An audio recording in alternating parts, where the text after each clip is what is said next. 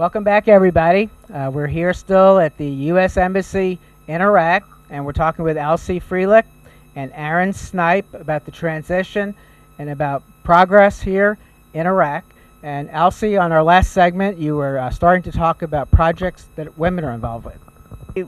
It's one of the things that I'm really proud of, and if I can just divert a little bit, is thinking about talking with heroes, is how many really incredible people you meet who've volunteered to come out here, not only military people but civilians, and you see many men and women of all different ages. I mean, we've got some 70-year-olds who volunteered to come out here after they've retired, and they're working in really pretty hard conditions and doing a really incredible work.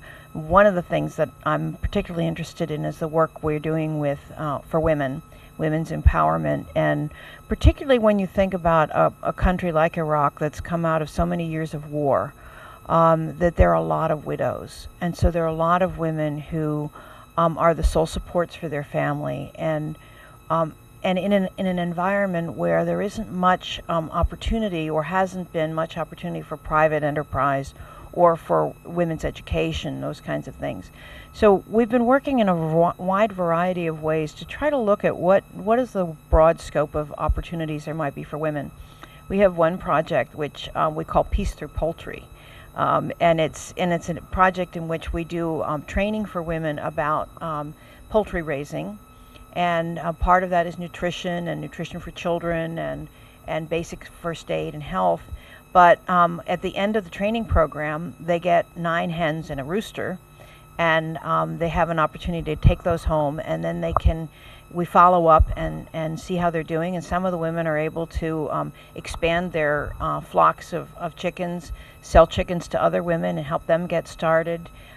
You can see the nutrition of their children improving because they're able to give them eggs for breakfast. And you see that their value in the community and in the extended family has improved because they're actually bringing some product into the home that has value. In a similar way, we have we've done a number of beehives and beekeepers. And one of the as you fly over Iraq, you see lots and lots of date palms, and they seem to do very well in this environment. And by bringing in beehives, women are able to produce honey, and it's also helping on the agricultural side for the fertilization of the different crops as the bees become real active in the agricultural segment. We have microfinance projects that have helped women. For example, there's a couple of places where we have wedding gown rental businesses.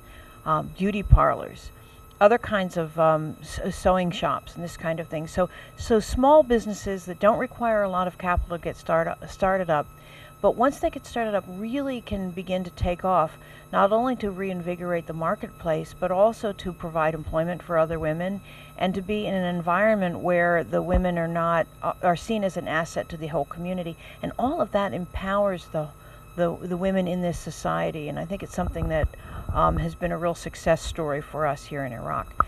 And Aaron, I think you worked on some of those projects. I did, and I'm so thrilled that a lot of these projects that started years ago are continuing.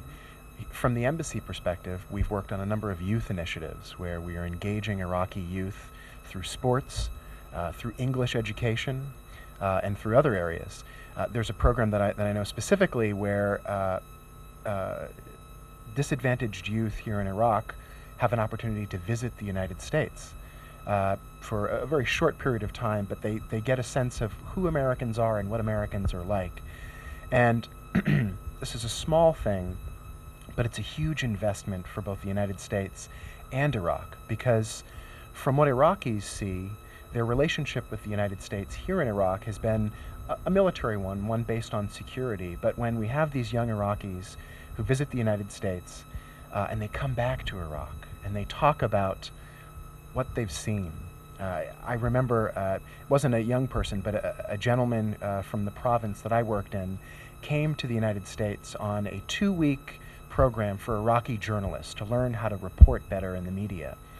And he traveled all over the United States. And I said, well, tell me, what was your best impression of the United States? And he had been to New York City, he'd been to Washington, D.C., he'd been to Miami, San Francisco.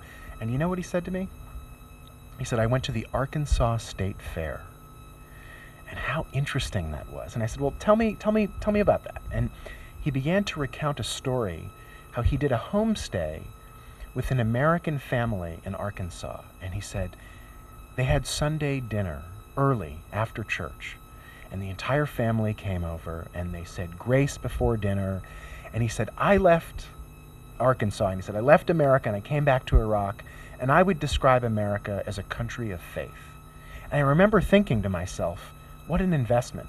This guy had an opportunity to see all of these things, but he remembered something very core, something very American about the United States, a country of faith. And so, while again, I think we often focus on the bigger stories, the bigger news stories of violence, we are creating linkages between Americans and Iraqis. And we've been doing that, and we're going to continue doing that. And that's one of the ways that we can continue to invest in the progress that our men and women in uniform have helped us achieve so far. That's great. Thank you for sharing that story. I'm curious, can other people in America, companies, ministries, individuals, can they get involved in this in some way and help? And if they can, how would they contact y'all? Yeah, I can. Yeah, I mean, certainly, one of the things that's happened in Iraq is we're seeing more economic investment in Iraq. Certainly, a number of American companies have security concerns, but the United States Embassy encourages American investment in Iraq. But there are lots of NGOs that are already working here in Iraq through the United Nations and other smaller NGOs. There are military families who have gotten together, local soccer teams that have donated soccer uniforms and soccer balls to Iraqi schools through brigades or through PRTs. So we're seeing a lot of grassroots efforts from everyday Americans who are seeing the progress made. They want it to continue. Alcy, do you have some other examples? Well, I was just thinking about a story when I was in Diwania.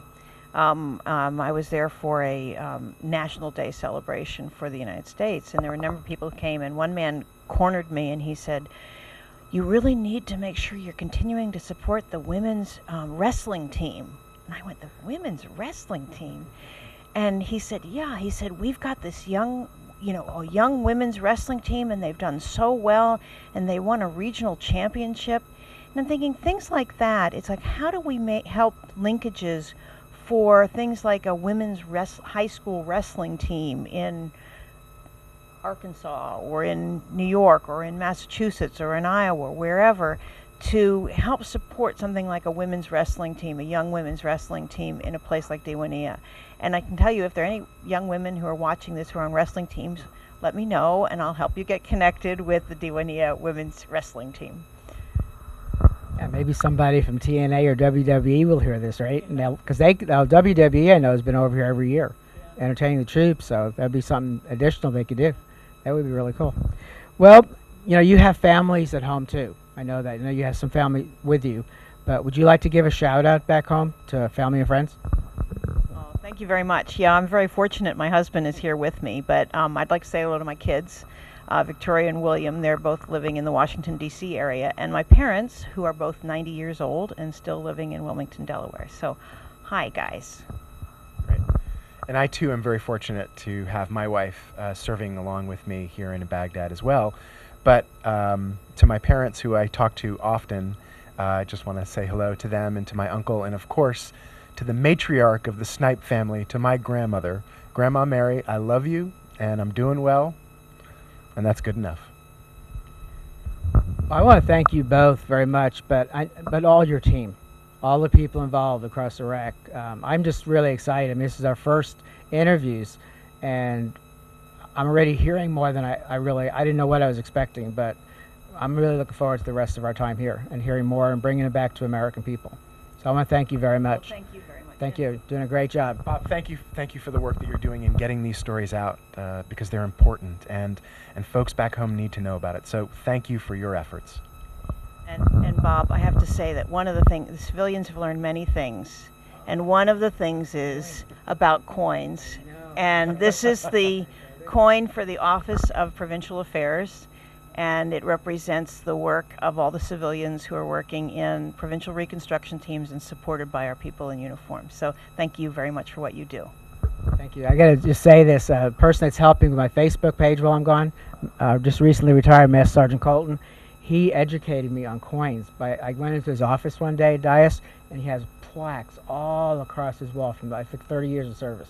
So this is great. Thank you very much. I'll have to make a plaque with coins pretty soon. There you go. Well, thank you very much. Thank you. Once again, folks, you're hearing from Baghdad, Iraq. You're hearing about the transition, and you're hearing about progress. And we're just getting started. And so as these videos go up on YouTube, please do everything you can to share these with other people across the internet, in your churches, your corporations, everybody you can. So I want to thank you. This is Bob Calvert, your host on TalkingWithHeroes.com. Thank you for your service.us with Anna Scofie Hickson here in Baghdad, Iraq.